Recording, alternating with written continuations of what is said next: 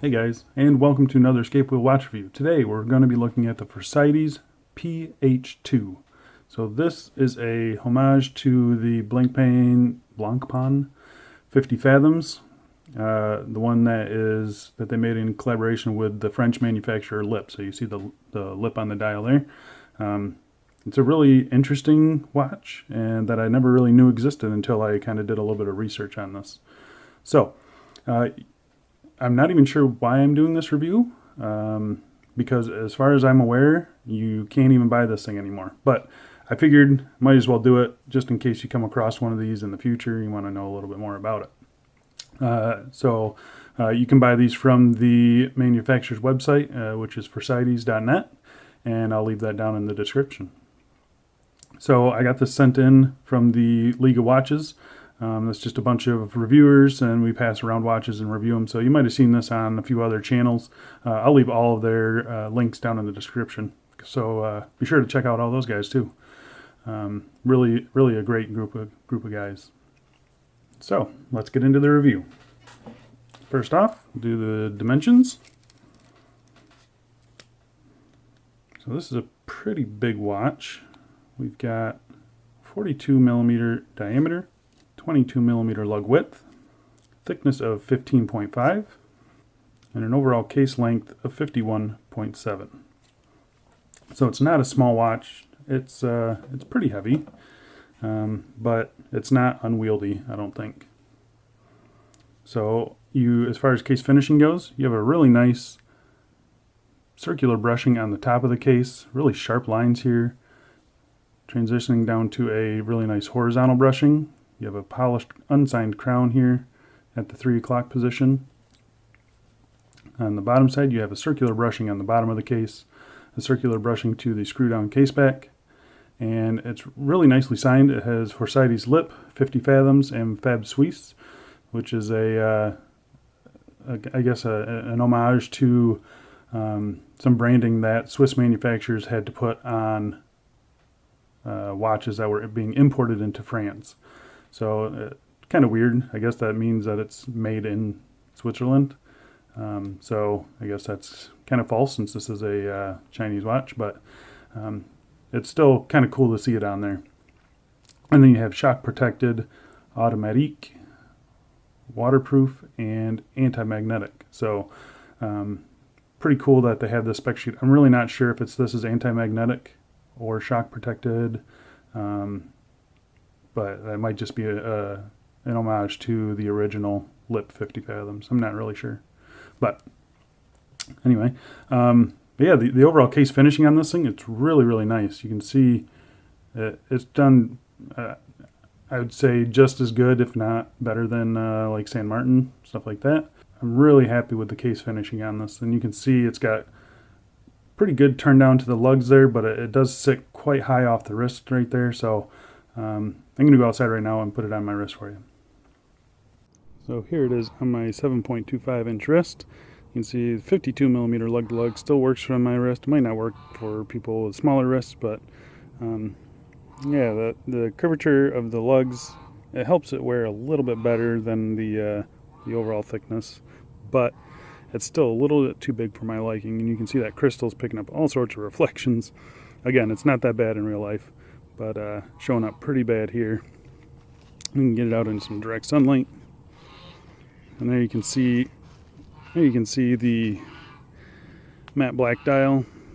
Pretty easy to read. The AR coating works really good. You got lots and lots of reflections off of that ceramic bezel insert. It looks really good. I think the bezel gives it a little bit of shine, so it's not such a tooly looking watch, but yeah, it looks really good, I think. Let's go back inside and get back to this review. All right, let's talk about the bezel real quick. So on this one, we've got a 120 click unidirectional. It's a fully polished bezel. It's got a really narrow grip area on it. So the grip is not the best. I don't know if I can even do it with these gloves, but yep, not too bad. But it is 120 click, it's unidirectional. It is absolutely rock solid. I mean, this thing it's on par with San Martin's. I mean, it's an excellent bezel action. I've got no complaints about it at all. Yeah, it's really good. Other than other than not having much grip to it.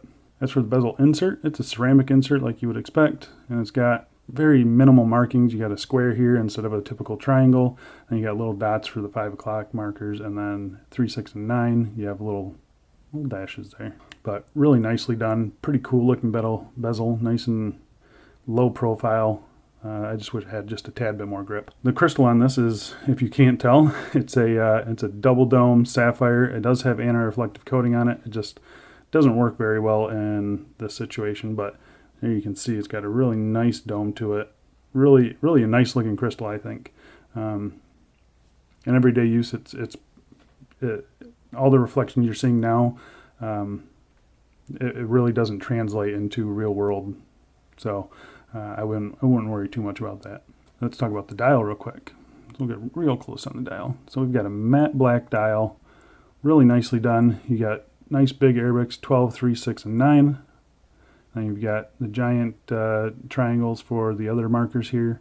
And then the unique thing about this dial is the inner, the chapter ring, or the minute track, whatever you want to call it, is actually inset on the dial. So it's a little unique. It took me a little while to get used to it, but yeah, it works pretty good. I still would prefer it on the outside, but it's just something a little bit different. So I actually kind of like it. And then you have a really nice set of polished hands. This model is green loomed. They do offer this in like a vintage loom as well as a pure white loom. So you kind of have your options there if you can find them. But yeah, really nicely done. And the loom on this thing is actually really good. So I'm going to pop up a loom shot right now. So here you can see the Phorcydes in the middle. Really nice, big, bright burst. The numerals start to fade pretty quickly, but the rest of the indexes hang on. And you can definitely read this thing all night long, even against the San Martin sub. You can see the triangle indexes really hold on strong. Everything else kind of fades, but still readable at the end of the night. It looks really good. All right, let's get into the movement on this thing. So this has a Seiko NH35. It's 6 ticks per second, 40-hour power reserve. It hacks, hand winds, nice screw down action to the crown. It gives a satisfying pop out. First position changes a date wheel, which is behind the dial, so it does have the ghost date position. Second position stops at second hand, and then you can set your time. Everything works really good. I've got no complaints. It's the NH35. You kind of know what to expect. You should be more worried about how the crown action feels, and I can tell you on this model it is excellent. So yeah, really happy with the movement and the crown on this thing. As for the strap, it only comes on a rubber strap like this. This one's actually really nice. It's a fluoro rubber, nice and comfortable. It's pretty thick, pretty heavy, but it's nice and flexible. And it does have quick release, as you can see there. So you can pop these things on and off really easy. I love quick release. And you've got one floating keeper and then one semi-floating keeper. You can move this if you really wanted to. And then the buckle on this one, it's not signed like the previous Phorcydes watch I had. That one had a really cool loomed buckle, which was interesting. But this one's got no branding on it. But it's a nice solid buckle. Very comfortable strap, and again, I got no complaints with it. So let's talk about any quality control issues. I had absolutely none. This thing is perfect. The printing on it is excellent. The bezel action is perfect. You can see it lines up perfect. No problems whatsoever. And I'm pretty sure this is a used watch, so you know, this thing's been all over the world getting reviewed, and it still looks great and functions just how you would expect it to function. So really happy with it. So there you have it. That's the Phorcydes Lip PH2. You know, like I said, I'm not sure you can even buy this thing anymore. It's not on their website. You can see pictures of it on their website, but you can't actually buy it. So maybe contact them if you're really interested in this watch. It's definitely a cool looking watch for sure. It's a little big for my taste, but yeah, I enjoyed using it when I did use it, which honestly wasn't that much just because of its size and its heft. So I'll be leaving a link to their site down below. Obviously you can't buy it. Maybe you can find one of these things used. I don't know. If you're interested in some more pictures of this, I would definitely check out their site. They've got some excellent pictures. I haven't posted any of these on my Instagram channel because, like I said, I haven't really been wearing it too much. But if you guys enjoyed the video or found it helpful in any way, I'd really appreciate just leaving a thumbs up. Subscribe if you haven't. If you guys want to leave any questions or comments down below, please do so. I'll be sure to respond to you guys. But I think that's about it. Thanks a lot for watching, guys, and I'll see you in the next video. See ya.